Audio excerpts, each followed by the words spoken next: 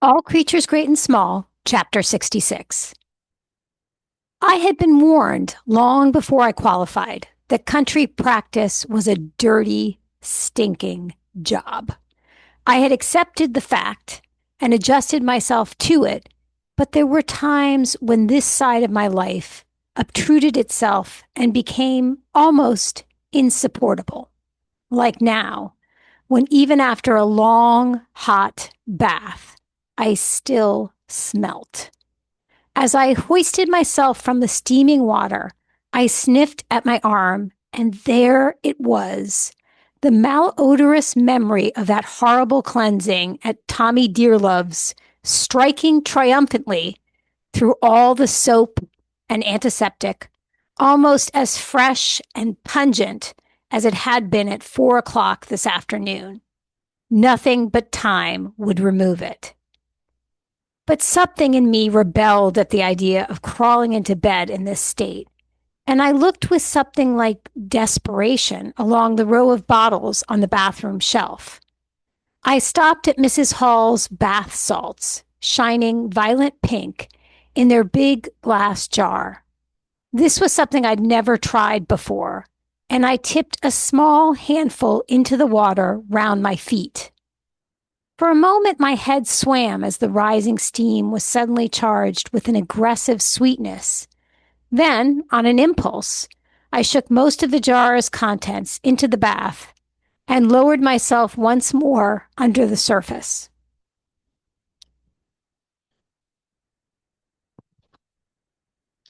For a long time, I lay there smiling to myself in triumph as the oily liquid lapped around me. Not even Tommy Dearlove's cleansing could survive this treatment. The whole process had a stupefying effect on me, and I was half asleep even as I sank back on the pillow. There followed a few moments of blissful floating before a delicious slumber claimed me.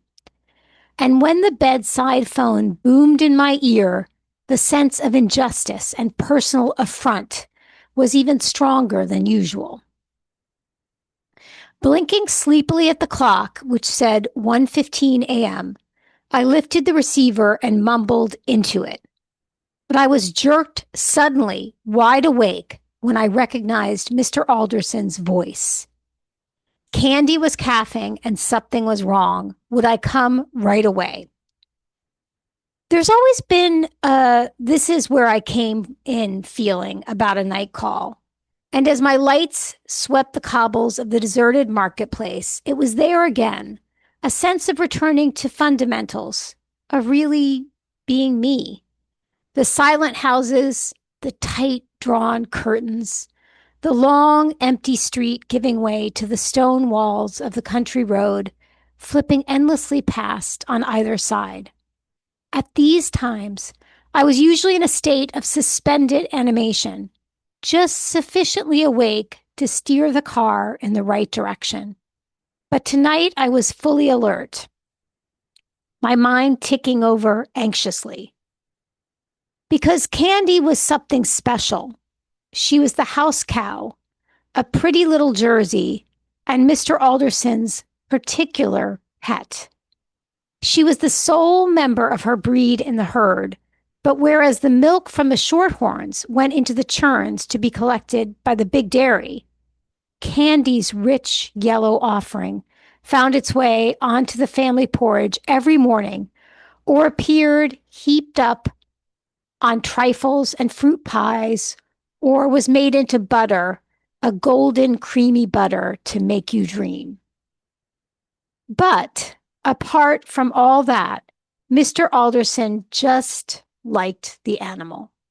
He usually stopped opposite her on his way down the byre and began to hum to himself and gave her tall head a brief scratch as he passed.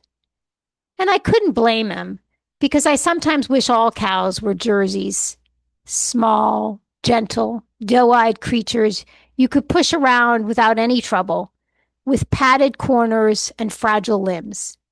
Even if they kicked you, it was like a love tap compared with the clump from a craggy Frisian. I just hoped it would be something simple with Candy, because my stock wasn't high with Mr. Alderson, and I had a nervous conviction that he wouldn't react favorably if I started to make a ham-fisted job of calving his little favorite. I shrugged away my fears. Obstetrics in the Jersey was usually easy.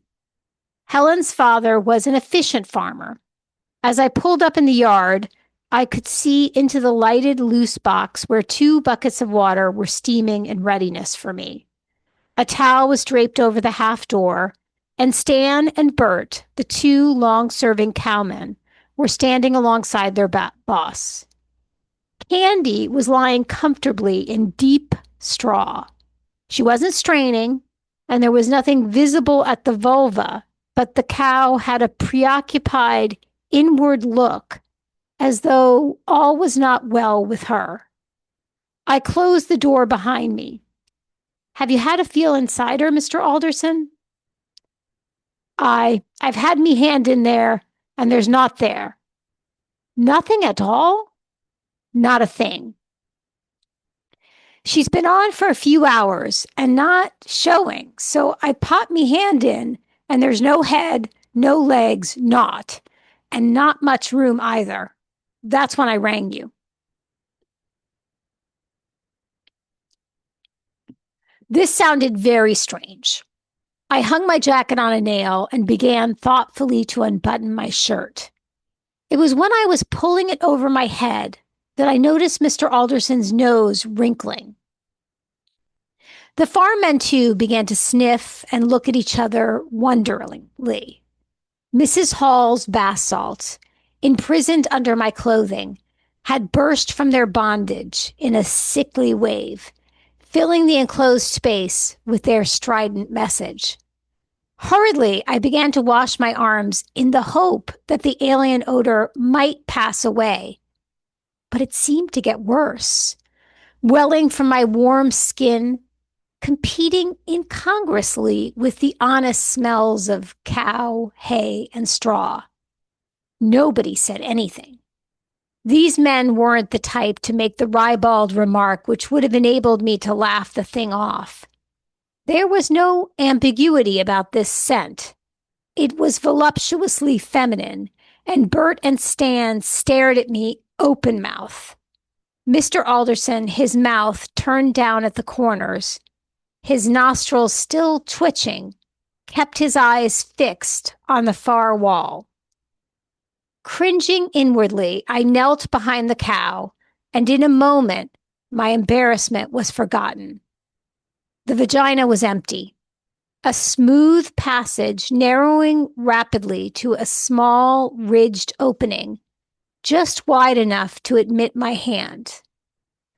Beyond, I could feel the feet and head of a calf. My spirits plummeted. Torsion of the uterus. There was going to be no easy victory for me here. I sat back on my heels and turned to the farmer. She's got a twisted calf bed. There's a live calf in there all right, but there's no way out for it. I can barely get my hand through. I thought it was something peculiar. Mr. Alderson rubbed his chin and looked at me doubtfully. What can we do about it then? We'll have to try to correct the twist by rolling the cow over while I keep hold of the calf. It's a good job there's plenty of us here. And that'll put everything right, will it? I swallowed. I didn't like these jobs. Sometimes rolling worked, and sometimes it didn't. And in those days, we hadn't quite got around to performing cesareans on cows. If I was unsuccessful, I had the prospect of telling Mr. Alderson to send Candy to the butcher. I banished the thought quickly. We'll put everything right, I said. It had to. I stationed Bert at the front legs, Stan at the hind, and had the farmer holding the cow's head on the floor. Then I stretched myself on the hard concrete, pushed in a hand, and grasped the calf's foot. "Now roll her," I gasped, and the men pulled the legs round in a clockwise direction. I held fiercely to the little foot as the cow flopped onto her side. Nothing seemed to be happening inside. "Push her onto her chest," I panted. Stan and Bert expertly tucked the legs under the cow and rolled her onto her brisket, and as she settled there, I gave a yell of pain. "Get her back, quick! We're going the wrong way!" The smooth band of tissue had tightened on my wrist in a numbing grip of frightening power. For a moment, I had the panicky impression that I'd never get out of there again. But the men worked like lightning. Within seconds, Candy was stretched out on her original side. The pressure was off my arm, and we were back where we started. I gritted my teeth and took a fresh grip on the calf's foot. "Okay, try her the other way." This time, the roll was anti-clockwise, and we went through 180 degrees without anything happening. I only just kept my grasp on the foot. The resistance this time was tremendous. Taking a breather for a few seconds, I lay face down while the sweat sprang out on my back, sending out fresh, exotic vapors from the bath salts. "Right, one more go." I cried, and the men hauled the cow further over. And oh, it was beautiful to feel everything magically unraveling, and my arm lying free in a wide uterus with all the room in the world, and the calf already beginning to slide towards me. Candy summoned up the situation immediately, and for the first time gave a determined, heaving strain. Sensing victory just round the corner, she followed up with another prolonged effort, which popped the calf, wet and wriggling, into my arms. "By gum, it was quick at the finish," Mr. Alderson murmured wonderingly. He seized a wisp of hay and began to dry off the little creature.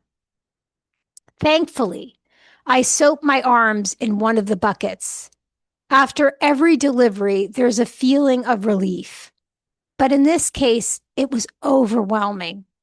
It no longer mattered that the loose box smelt like a lady's hairdressing salon.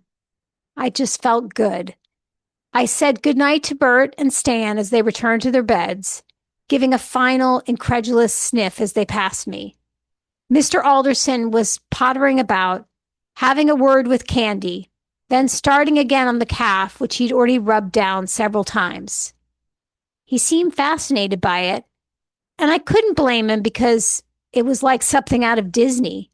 A pale gold fawn, unbelievably tiny, with large, dark, limpid eyes, and an expression of trusting innocence. It was a heifer, too. The farmer lifted it as if it were a whippet dog and laid it by its mother's head. Candy nosed the little animal over, rumbling happily in her throat. Then she began to lick it. I watched Mr. Alderson. He was standing, hands clasped behind him, rocking backwards and forwards on his heels, obviously enchanted by the scene. Any time now, I thought. And I was right. The toneless humming broke out, even louder than usual, like a joyful pan. I stiffened in my Wellingtons. There would never be a better time. After a nervous cough, I spoke up firmly. "Mr. Alderson," I said, and he half turned his head, "I would like to marry your daughter." The humming was switched off abruptly, and he turned slowly till he was facing me. He didn't speak, but his eyes searched my face unhappily. Then he bent stiffly, picked up the buckets one by one, tipped out the water, and made for the door. "You'd better come in the house," he said. The farmhouse kitchen looked lost and forsaken, with the family abed. I sat in a high-backed wooden chair by the side of the empty hearth while Mr. Alderson put away his buckets, hung up the towel, and washed his hands methodically at the sink. Then he pottered through to the parlor, and I heard him bumping and clinking about in the sideboard. When he reappeared, he bore a tray in front of him on which a bottle of whiskey and 2 glasses rattled gently. The tray lent the simple procedure an air of formality, which was accentuated by the heavy cut crystal of the glasses and the virgin, unopened state of the bottle. Mr. Alderson set the tray down on the kitchen table, which he dragged nearer to us before settling in the chair at the other side of the fireplace. Nobody said anything.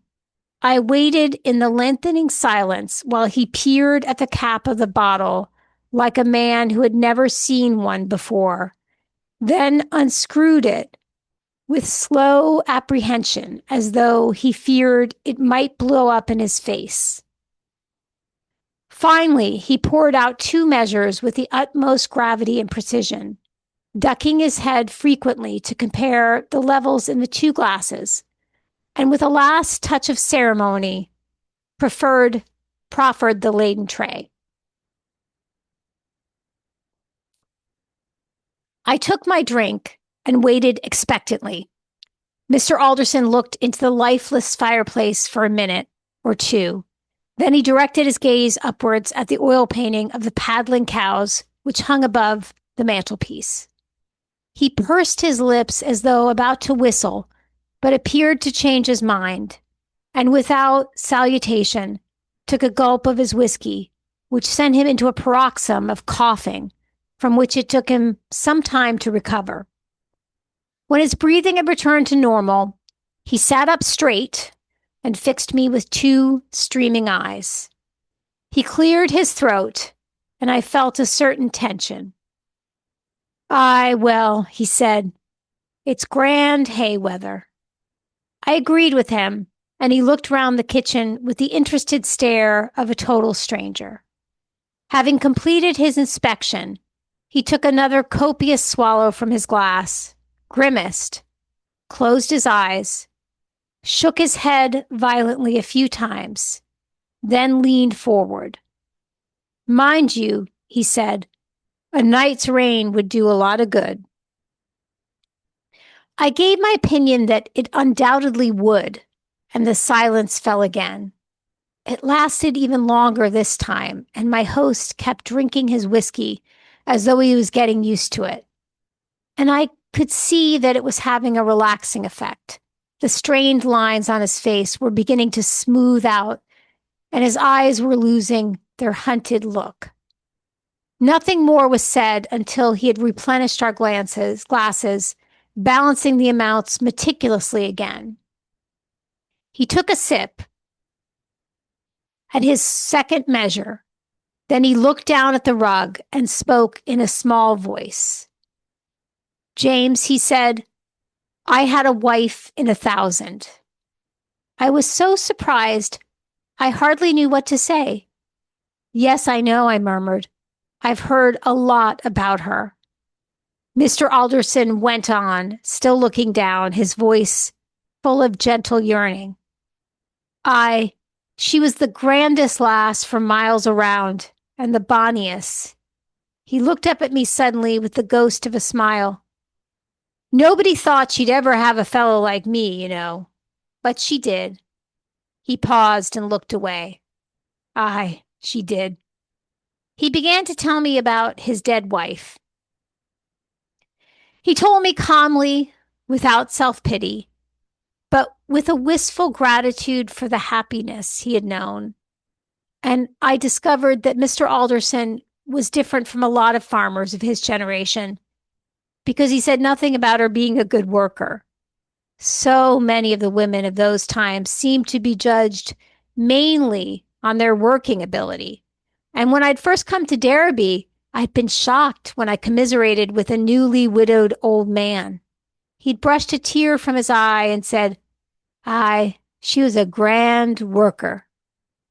But Mr. Alderson said only that his wife had been beautiful, that she'd been kind, and that he had loved her very much. He talked about Helen too, about the things she had said and done when she was a little girl, about how very like her mother she was in every way. He never said anything about me, but I had the feeling all the time that he meant it to concern me, and the very fact that he was talking so freely seemed a sign that the barriers were coming down. Actually, he was talking a little too freely. He was halfway down his third huge whiskey, and in my experience, Yorkshiremen just couldn't take the stuff. I'd seen burly 10-pipe men from the local pub keel over after a mere sniff at the amber fluid, and little Mr. Alderson hardly drank at all. I was getting worried. But there was nothing I could do, so I let him ramble on happily. He was lying right back in his chair now, completely at ease, his eyes alight with his memories, gazing somewhere above my head. In fact, I'm convinced he'd forgotten I was there, because after one long passage, he dropped his eyes, caught sight of me, and stared for a moment without recognition. When he did manage to place me, it seemed to remind him of his duties as a host. But as he reached again for the bottle, he caught sight of the clock on the wall. Well, dang it, it's 4:00. We've been here long enough. It's hardly worth going to bed, but I suppose we'd better have an hour or two sleep. He tipped the last of the whiskey down his throat, jumped briskly to his feet, looked around him for a few moments in a businesslike sort of way, then pitched ahead first with a sickening clatter among the fire irons. Frozen with horror, I started forward to help the small figure scrambling on the hearth. But I needn't have worried, because he bounced back to his feet in a second or two and looked me in the eye as if nothing had happened. Well, I'd better be off, I said. Thanks for the drink. There was no point in staying longer, as I realized that the chances of Mr. Alderson saying, "Bless you, my son," or anything like that were remote. But I had a comforting impression that all was going to be well. As I made my way to the door, the farmer made a credible attempt to usher me out, but his direction was faulty, and he tacked helplessly away from me across the kitchen floor before collapsing against a tall dresser. From under a row of willow-patterned dinner plates, his face looked at me with simple bewilderment. I hesitated, then turned back. "I'll just walk up the stairs with you, Mr. Alderson," I said in a matter-of-fact voice. And the little man made no resistance as I took his arm and guided him towards the door in the far corner. As we creaked our way upstairs, he stumbled and would have gone down again had I not grabbed him round the waist. As I caught him, he looked at me and grunted, "Thanks, lad." And we grinned at each other for a moment before restarting the climb. I supported him across the landing to his bedroom door, and he stood hesitating as though about to say something. But finally, he just nodded to me a couple of times before ducking inside. I waited outside the door, listening in some anxiety to the bumps and thumps from within, but I relaxed as a loud, tuneless humming came through the panels. Everything, most certainly, was going to be all right.